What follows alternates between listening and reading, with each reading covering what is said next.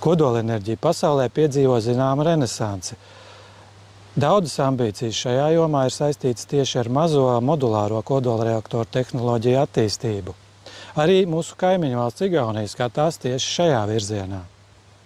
Kodolfiziķis Agris Auce uzskata, ka kodolreaktors nākotnē varētu atrasties arī šeit, Čiekurkalnā, kur šobrīd jau elektrību un siltumu ražo Rīgas TEC 1.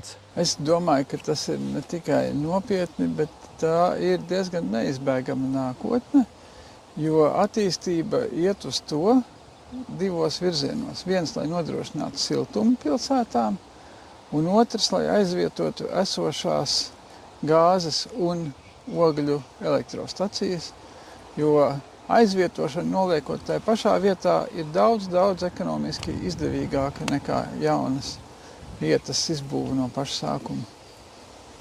Tā kā jā. Un jūs pats būtu ar mieru dzīvot šādas reaktoru tuvumā? Es domāju, ka noteikti jā, daudz labprātāk nekā zem Hesa dambja. Mēs šeit runājam pamatā par mazo kodolreaktoru izstrādi.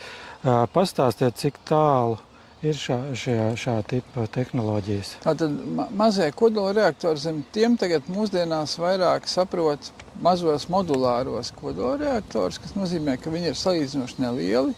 Te jāsaprot, ka salīdzinoši nelieli ir no 10 megavatiem līdz apmēram 500-600 megavatiem. Un modulāri, kas nozīmē, ka viņus vairāk ražos rūpnīcā, nevis būvēs. Būs lielāks rūpnīcās saražotā ieguldījums, tāpēc domājams, ka viņi būs ātrāk saražojami un ražojot sērijās lētāki. Kad varētu sākt darboties pirmie šāda tipa reaktori? Rietumu tehnoloģiju pirmie reaktori domā 28. 30. gadu pirmie varētu tikt palaisti, un diezgan lielas atšķirības ir starp esošiem lielajiem un jauniem reaktoriem. Varbūt par to mēs bišķi vēlāk parunāsim. Jā, tagad šis jautājums, ja salīdzinām līdz šim zināmajām lielajām kodolspēkstacijām, daudziem varbūt vēl ir atmiņā šis Černobiļas kodolreaktors, vēlāk Fukušima. Kādas ir galvenās atšķirības no jaunajām tehnoloģijām? Ja mēs runājam par drošības pasākumiem, tad jaunās tehnoloģijas ir stipri drošākas. Negadījumi, kas bija notikuši Černobiļa, bija vispār konstruktīvi nepareizs risinājums no drošības skatu punkta. Savukārt Fukušima bija ļoti vecas stacijas, kuras arī nebija drošības sistēmas atjaunināts uz to, kam būtu bijis jābūt.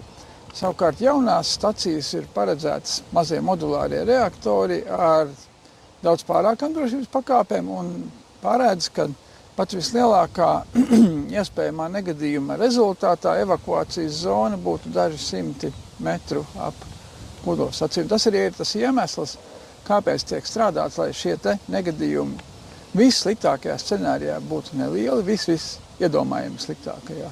Tas ir stipri mazāk nekā Rīgas ostā kāds negadījums ar amoniaku vai vēl kaut kas cits.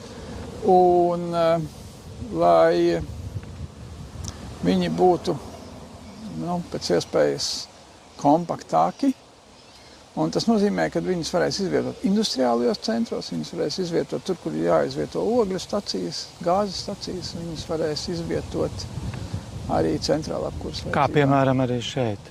Jā, šī būtu ļoti laba vieta, jo tūmā ir dzesējamais ūdens.